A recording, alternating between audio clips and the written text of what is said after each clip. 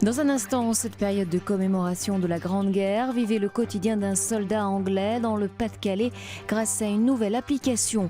Cet autre bon dans le passé, dans le Var, un viticulteur a décidé de faire vieillir son vin dans des grandes jarres en terre cuite comme au temps des Romains.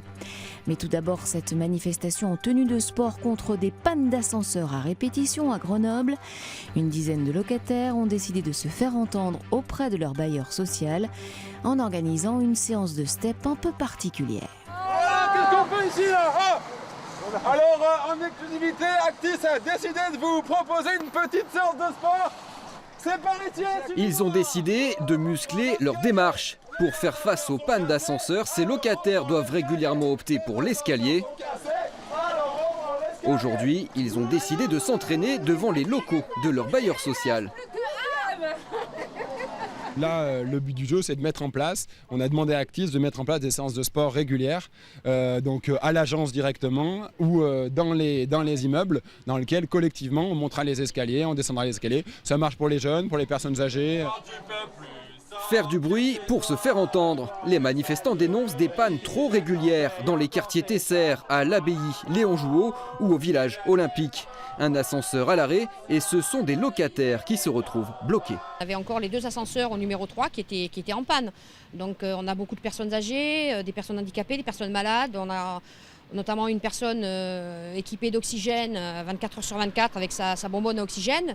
Pendant 2 jours, l'ascenseur en panne, la pauvre dame, elle est coincée chez elle. Du côté du bailleur social, on explique que les contrats de maintenance sont assurés et qu'on investit en plus environ 200 000 € par an pour moderniser les équipements. Dans ces quartiers, les pannes d'ascenseurs sont en fait essentiellement dues au vandalisme. Face à ce problème récurrent, le bailleur, les locataires et les ascensoristes peinent à trouver des solutions. On travaille dessus, on fait réunion sur réunion, on s'occupe de ça, on les met en contact, on essaie de les voir pour voir ce qui se passe. Eux, ils nous renvoient sur ACAF, ACAF nous renvoie sur Actis. C'est incompréhensible, c'est pas possible de voir des trucs comme ça parce qu'on n'a toujours pas de résultat. Jusqu'à maintenant, on n'a toujours pas de résultat. L'épineux problème des pannes d'ascenseur sera de nouveau évoqué le 29 novembre lors de la prochaine réunion entre les habitants du quartier Léon Jouot et leurs bailleurs. Merci à tous. Bravo. Bravo à tous. Il a choisi de faire vieillir une partie de son vin dans des jarres en terre cuite, comme au temps des Romains, dans le Var. Un viticulteur a décidé de se lancer dans cette méthode de vinification 2 fois millénaire. Explication. Il y avait de l'inox, du chêne, il y aura désormais de la terre cuite dans ce chai un peu futuriste, car ici le vin n'est pas considéré comme une science exacte, même si les cuvées successives ont fait leurs preuves. Il faut en permanence s'imposer des challenges. On est toujours dans la recherche de qualité, dans la recherche d'innovation, même si on a les pieds dans la tradition et le souhait de conserver, d'optimiser toutes les qualités du terroir. Sur ces 140 hectares du domaine, outre une chapelle templière, une multitude de vestiges romains témoignent de la vie passée du site. Certains sont même exposés à la cave. L'aventure de la jarre romaine s'imposait donc, et au contraire de la barrique en bois, le récipient version Romulus va conférer au vin d'autres sensations. Dans les 2 cas, on a une micro-oxygénation qui se fait, puisque les jarres, tout comme les barriques, respirent.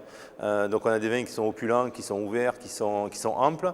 Mais l'élevage en terre, sous terre, va amener plus de tension dans les vins, plus de fraîcheur. Et donc on a cette opulence en attaque de bouche et cette fraîcheur en finale qui porte le vin et qui donne envie aussi d'y revenir.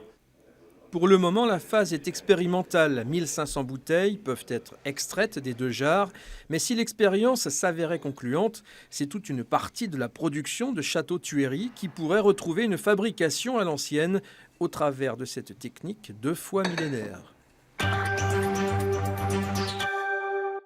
En cette période de commémoration de la Grande Guerre, suivez le guide dans le Pas-de-Calais.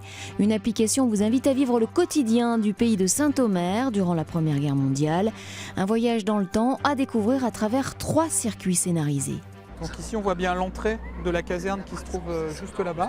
Voilà, ouais. Depuis le départ du Et ici, on voit bien donc la caserne dans sa totalité.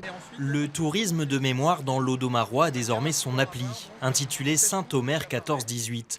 Elle vous propose de suivre en français, en anglais ou en néerlandais 3 circuits à travers ce pays d'histoire. Donc on commence ici à l'étape 1 devant la caserne de la Barre et on va remonter par les places notamment. On va aller se diriger par la rue Carnot jusqu'à la gare. À l'aide de votre tablette ou smartphone, vous pouvez, comme nous, parcourir la ville et ainsi découvrir les coulisses de l'arrière-front de la Grande Guerre, en vous glissant tour à tour dans la peau d'un soldat, d'un journaliste ou d'un étudiant de l'époque. Donc vous avez décidé d'établir une station au niveau de la gare? Oui, parce que c'était un point névralgique aussi pendant la Première Guerre mondiale, comme le montrent d'ailleurs ces images. Chers gens, à la gare, c'est toujours le même spectacle. Des archives inédites, des vidéos, des photos prises pendant le premier conflit mondial.